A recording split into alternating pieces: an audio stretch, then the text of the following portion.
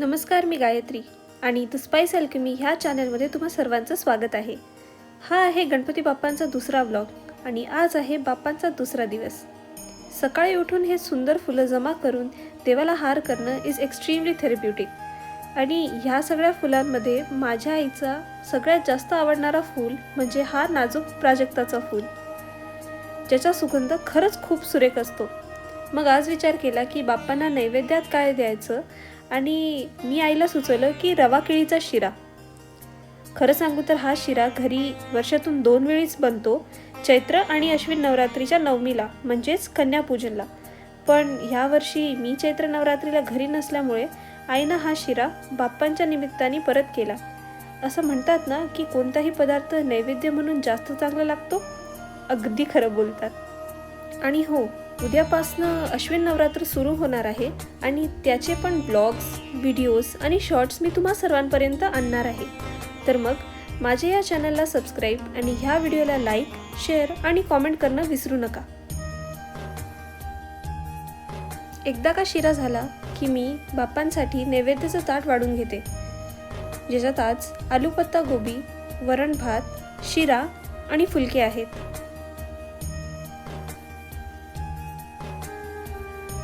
संध्याकाळच्या आरतीला आमचं कॉरिडॉर काही असं दिसतं.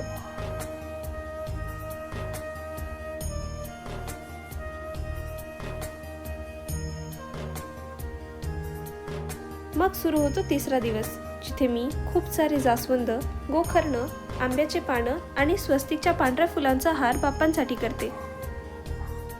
बरं, रोज नवीन हार करायचा म्हटल्यावर कालचा हार किंवा जो जुना हार असतो तो असाच टाकून देता येत नाही, कारण की त्याला निर्माल्य मानतात. म्हणूनच जितके पण 10 दिवसांचे हार, दुर्वा, फुले, पाने जेही असतात, माझी आई त्या सगळ्यांना एका डालीत जमा करते आणि त्यांना बाप्पांच्या सोबतच विसर्जित करावं लागते. त्यांनी त्या फुलांचा आणि बाप्पांचा दोघांचा मान ठेवला जातो. आणि मी आज देवाला नैवेद्याला श्रीखंड पुरी आणि आलूची भाजी वाढते. ह्या आलूच्या भाजीत कांदा किंवा लसण काही नाही आहे आणि तरी ही भाजी खूप छान लागते. आता तुम्ही विचार करत असाल की सकाळी बाप्पांना एवढं सगळं आणि रात्रीला प्रसादाला काहीच नाही. तर बाप्पांच्या जवळ ठेवले हे जे फ्रूट्स किंवा फळं आहेत तेच आम्ही संध्याकाळी त्यांना प्रसाद म्हणून ग्रहण करतो.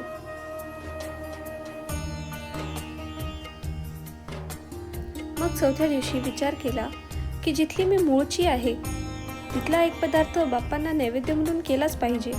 आणि म्हणूनच आईनी पाटोडी किंवा विदर्भाच्या आवडत्या पाटवड्या केल्या. त्याच्यासोबतच वरण भात, तांदळाची खीर आणि तिपोळ्या पण बाप्पांना वाढल्या. बरं, मूळची विदर्भातली असूनही माझ्या आयुष्यावर मराठवाड्याचा एक वेगळाच इन्फ्लुएन्स आहे.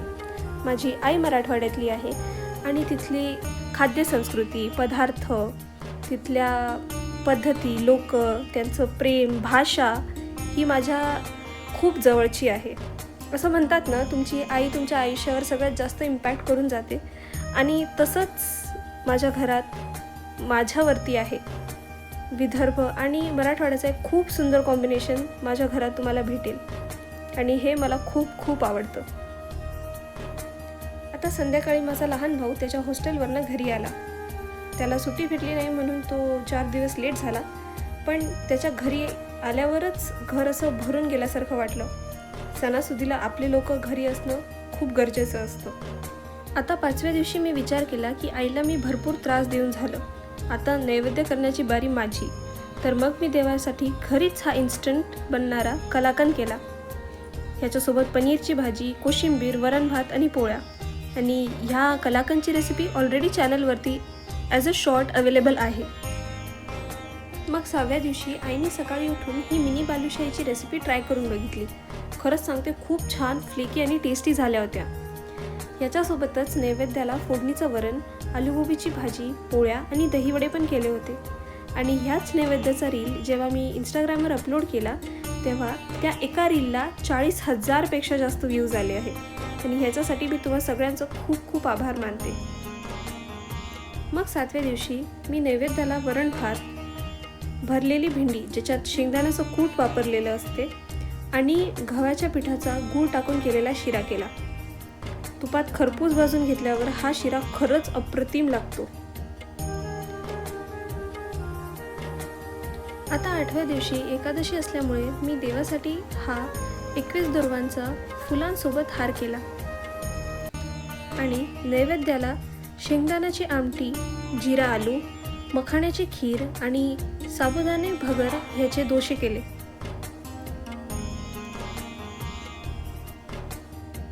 मग 9व्या दिवशी आमच्या घरातला सगळ्यात आवडता मेन्यू, जो मध्य प्रदेशचा सगळ्यात खास पदार्थ मानला जातो, म्हणजेच दाल बाफला. मी ह्या शेकलेल्या बाफल्याला साखर टाकून लाडू करून घेतला आणि देवाला ताट वाढायला सुरुवात केली, ज्याच्यात भात, आलू वांग्याची भाजी, गट्टे, स्पेशल दाल, लाडू आणि बाफले वाढले. पुरणाच्या स्वयंपाकानंतर कोणत्याही सणाला सगळ्यात जास्त आवडणारा हा पदार्थ नेहमी बनतो. आता 10वा दिवस म्हणजेच आमची कठीण परीक्षा, कारण की आज आम्ही आई लेकीनी डिसाईड केलं की उकडीचे मोदक करायचे. आणि कठीण परीक्षा ह्याच्यामुळे कारण ह्याच्या अगोदर आम्ही कधीच उकडीचे मोदक घरी बनवले नव्हते. घरी नेहमी तळणीचेच मोदक केले जातात, पण खरंच फर्स्ट टाइम असल्यानंतरही हे मोदक खूप खूप छान झाले होते. आणि आता संध्याकाळच्या आरतीसाठी शेवटची मंत्रपुष्पांजली. मरुतः परिवेष्टरो मरुतस्य वस्ने गृहे अवीक्षितस्य कामे प्रेवे विश्वे देवा सभासदमिति एकदन्ताय विघ्नहे वक्रतुण्डाय धीमहि तन्नो दन्ति प्रचोदयात् इति मंत्रपुष्पांजलिं समर्पयामि. मोरया मोरया. उद्या बाप्पा जाणार होते आणि हाच विचार करून मन लागत नव्हतं. आता हा शेवटचा दिवस म्हणजेच विसर्जन. आई सकाळपासून उठून नैवेद्याला लागली आणि मी तिच्यासोबत परत हा गव्हाच्या पिठाचा शिरा करायला घेतला. मग मागे गार्डनमध्ये जाऊन काही फुलं आणि स्पेशली हे वॉटर लिलीचे फुलं तोडून घेतले. हे फुलं तोडल्यावर लगेच देवाला व्हावे लागतात, नाहीतर हे खूप लवकर सुकतात. आता ही बघा आमची चिनी. मग एक केळीचं पान तोडून स्वच्छ धुवून घेतलं आणि नैवेद्य वाढायला सुरुवात केली. आणि विसर्जनाच्या दिवशी नैवेद्याला वरण भात, मिक्स व्हेजची भाजी, गव्हाच्या पिठाचा शिरा, तिखट चणा डाळ आणि पोळ्या केल्या.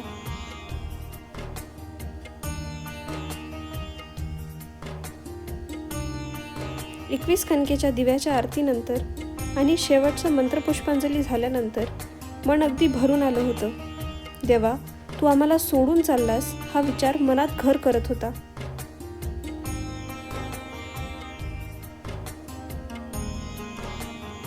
पुढच्या वर्षी लवकर येशील ना राजा? फक्त इतकाच प्रश्न आम्हा सगळ्यांच्या मनात होता. बाप्पाच्या मूर्तीला हारवून विसर्जनाची सुरुवात केली आणि आम्ही सर्वे शेवटच्या एकदा बाप्पांना ह्या मखरात बघत होतो. जायच्या अगोदर बाप्पांना पूर्ण घर दाखवलं आणि गणपती बाप्पा मोरया म्हणत आम्ही निघालो.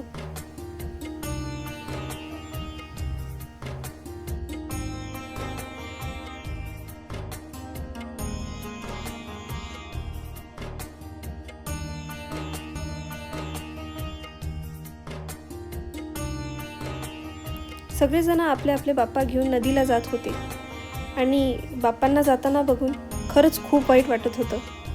पण आम्हा आज्ञा असावी आणि पुढच्या वर्षी लवकर या हे म्हणत म्हणत आम्ही सगळे बाप्पाच्या विसर्जनाला जात होतो. खरंच खूप आनंद देऊन जातो हा सण. बाप्पांचे ते 10 दिवस मनाला खूप सुख, शांती, खूप आनंद देऊन जातात. पुढच्या वर्षीचं त्यांच्या आगमनाची वाट सगळेच बघत असतात आणि हेच विचार करून आपण बोलतो, गणपती बाप्पा मोरया, पुढच्या वर्षी लवकर या.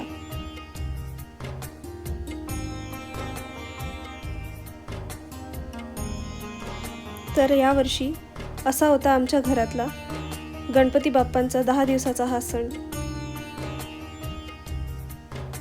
Thank you so much for watching and I hope you have a great time. If you like this vlog, please like, share, comment and subscribe and stay tuned for more such videos. Thank you so much.